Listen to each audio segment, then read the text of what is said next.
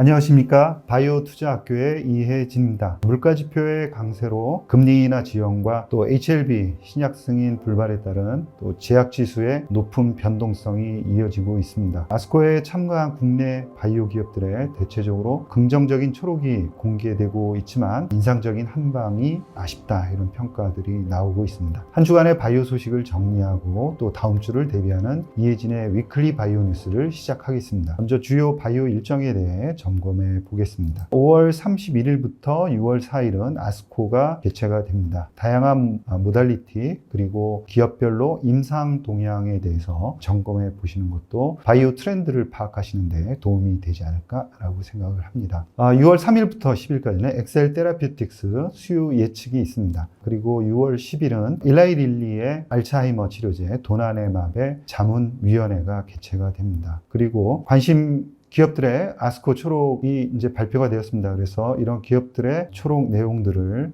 살펴보시면서 동시에 국내 바이오 기업들의 1분기 실적도 발표가 되었습니다. 그래서 분기 실적과 함께 또 현금 보유 현황도 체크해 보시는 것도 좋을 것 같습니다. 한 주간 동안 주가 움직임이 컸던 종목 한 개를 골라 분석해보는 이주가 웨일의 코너입니다. 오늘 살펴볼 종목은 바로 앱클론입니다. 앱클론은 2010년 설립되어 2017년 상장된 시가총액 약 3,200억 원의 바이오 기업으로서 T세포의 암세포를 찾아내는 CAR을 장착한 CAR-T 치료제를 개발하고 있습니다. 최대 주주의 지분율은 이 종서 외에 15.18%를 보유하고 있습니다. 주가 동향을 살펴보면 앱클론의 주가는 거래량이 크게 증가하면서 지난주 한 주간 동안 22.6% 상승하여 올해 전고점 부근에 근접한 상황입니다. 주가 상승의 동력은 두 가지로 살펴볼 수가 있겠는데요. 동사는 어피바디 지퍼 스위치 물질에 대한 미국 특허를 취득했다고 밝혔습니다. 어피바디 지퍼 스위치는 CAR-T 세포의 활성을 조절하기 위한 플랫폼에 사용이 됩니다. 그러니까 환자의 상태에 따라서 활성을 올리거나 아니면 비활성 상태로 조절하여 치료 효능을 올리는 동시에 환자의 부작용을 최소화하는 기술입니다. 기존 CAR-T 세포 치료제의 한계로 지적되고 있는 고형암 치료제를 위해서 동사가 개발한 핵심 기술이라고 볼 수가 있습니다. 또 다른 상승 요인은 앱클론이 아스코 2024에서 재발성, 불응성, 비오지킨 림프종 대상으로 해서 AT101에 대한 임상 결과를 업데이트 했습니다. 12명의 환자 중에 9명의 환자에서 완전 반응을 기록을 했습니다. ORR 75%를 기록하고 있는데요. 작년에 2023 아스코에서는 8명의 환자에서 완전 반응 기록을 나타냈습니다. 그리고 무진행 생존 기간과 전체 생존 기간은 각각 17.2개월, 18.2개월을 나타냈습니다. 이러한 AT101 임상 일상 업데이트 발표가 기술 수출로 이어질지에 대해서 관심 있게 지켜봐야겠습니다. 앱클론은 아직 중국 이외에 기술 수출 실적이 없기 때문에 이렇다 할 매출을 올리고 있지 못합니다. 또한 임상 이상을 시작했기 때문에 지속적으로 연구개발 자금이 필요한 상황입니다. 올 1분기 말 기준으로 본다 그러면 현금 가용 연수가 1년 이하로 분기당 약 54억 원 정도 자금 소진 속도를 감안한다면 하반기에는 추가적인 자금 수요가 있을 걸로 예상이 됩니다. 이 코너는 지난주 주가 변동폭이 컸던 화제 종목을 소개하는 것이 목적으로 투자 권유가 아니라는 점을 인지해 주셨으면 감사하겠습니다. 지난주에 발표된 경제지표는 5월 미국 서비스업 구매자 관리지수 예비치와 4월 확정치가 월과 전망치를 웃돌아 금리 지연 재료로 해석되면서 미국 증시는 주간 단위로 하락을 했습니다. 미국 10년물 국채금리는 여전히 높은 수준인 4.47%를 기록을 하고 있고요. WTI도 77달러를 기록을 하고 있습니다. 미 바이오는 주간 단위로 약 2% 정도 하락을 했습니다. 주류 인플루엔자가 발생했다는 소식과 코로나19 관련주들의 실적 개선 가능성까지 부각되면서 모더나 같은 백신주들의 강세가 돋보였습니다. 미국 10년물 국채 금리와 바이오텍 지수, XBI와의 관계를 보면은 여전히 금리가 높은 상태를 유지하면서 XBI 주가가 주간 단위로 하락하는 그런 모습을 나타내면서 양측의 간극은 조금 더 벌어지는 모습을 보였습니다. 미국 주간 지수 동향을 보면 S&P 500은 마이너스 0.13%, 금리는 미국 10년물 국채 금리로 플러스 0.33% 상승을 했습니다. 바이오텍 지수들을 보면 아크지와 XBI 공이 2%대 하락하는 모습을 보였고요. XLB 같은 경우에도 금리나 지연 뉴스에 따라서 전체적으로 주간 단위로 하락하는 모습을 나타냈습니다. 국내 바이오 지수 동향을 살펴보면 코스피는 마이너스 1.3% 하락했습니다. 코스닥 제약 지수는 마이너스 5.4% 하락을 했는데 대부분이 HLB가 그 전주에 이어서 주간 단위로 보면 24% 하락하는 부진함을 보였습니다. 이 영향이 가장 컸다 이렇게 봐야 될 것 같고요. 3주 연속 코스닥 제약 지수가 하락했기 때문에 반등권에 들어섰다라고 볼 수가 있겠습니다. 그리고 아스코에서 경쟁력 있는 임상 결과를 발표한 기업들에 대해서는 지속적으로 주목할 필요가 있다라고 보고 있습니다. 다음으로는 주간 바이오 시황을 정리해보는 시간입니다. 방사성 의약품과 관련한 소식입니다. 일라이릴리가 방사성 의약품에 대해서 상당한 관심을 보이고 있는데요. 지난해 12월에는 포인트 바이오 파마를 14억 달러에 인수한 바 있습니다. 이번에는 같은 방사성 의약품을 개발하고 있는 악티스 온콜로지와 항암제 개발을 위한 11억 달러 규모의 계약을 체결을 했습니다. 그래서 노바티스와 일라이릴리가 특히 방사성 의약품에 관심을 갖고 있다라는 소식을 전해드렸습니다. 다음은 아스코 2024 관련한 소식입니다. 초록이 발표가 되었기 때문에 그 중에 주목할 만한 바이오 나스닥 기업과 국내 기업들의 초록 내용을 요약해서 말씀드리겠습니다. 머크하고 켈룬 같은 경우에는 트롭2 ADC의 임상 결과를 발표를 했습니다. 치료하기 상당히 까다로운 삼중음성 유방암을 치료하는 그런 임상이었고요. 사망 위험을 69% 감소시킨 임상 3상 데이터를 발표를 했습니다. 객관적 반응률을 보면 43.8%, 무진행 생존기간은 5.7개월을 나타내서 화학 항암제 치료 군의 2.3개월 그리고 ORR 12.8%를 크게 앞서는 데이터를 발표를 했습니다. 부작용 관련한 데이터를 보더라도 3등급 이상 부작용이 항암요법 대비해서 양호하다는 결과를 나타냈습니다. 존슨앤존슨은 악티눔이라는 방사성 의약품 관련한 임상 1상 결과를 발표했는데요. 상당히 부진한 실망스러운 결과였습니다.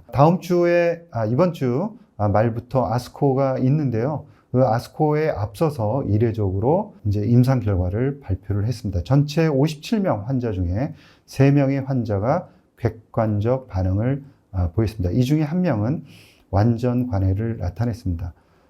특징적인 것은 이 물질은 고에너지 알파선을 방출하는 방사선 의약품입니다.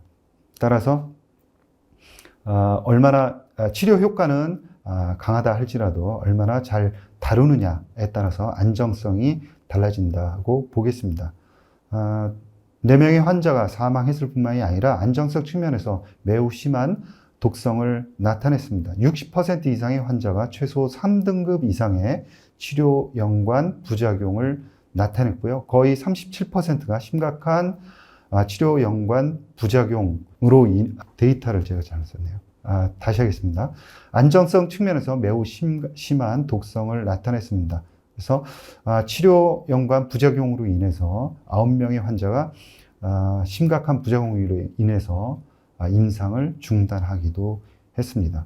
최근에 많은 기업들이 알파선 방사성 의약품에 대해서 관심을 많이 보이고 있고 기술도 확보를 하고 있습니다. 따라서 이 액티눔 방사성을 방출하는 이 방사성 의약품을 다루기 위해서는 얼마나 안전성을 확보하느냐에 따라서 결정이 날 것으로 생각이 됩니다.